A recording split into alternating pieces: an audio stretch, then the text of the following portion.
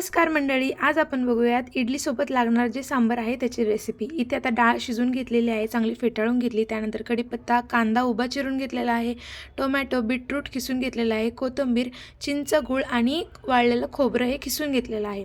आता फोडणीसाठी इथे तेल टाकलेलं आहे, त्यामध्ये जिरे मोहरी टाकायचं आहे। त्यानंतर उभा चिरलेला कांदा इथे टाकलेला आहे। तेल चांगलं तापलंय त्यामुळे मी इथे टोमॅटो पण यामध्ये टाकलाय, कांदा टोमॅटो सोबतच परतून घ्यायचा आहे। त्यानंतर इथे कढीपत्ता टाकलेला आहे आणि वाळलेलं खोबरं हे किसलेलं होतं ते टाकलेलं आहे। चांगलं आता एकजीव करून परतून घ्यायचं त्याला।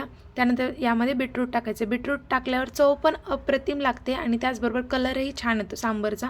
इथे आता चिंचही टाकलेलं आहे आणि घरातील मसाले म्हणजे लाल तिखट, काश्मीरी लाल मिर्च, हळद इथे टाकलेलं आहे। आता हे सर्व मसाल्यासोबत परतून घ्यायचे आपण।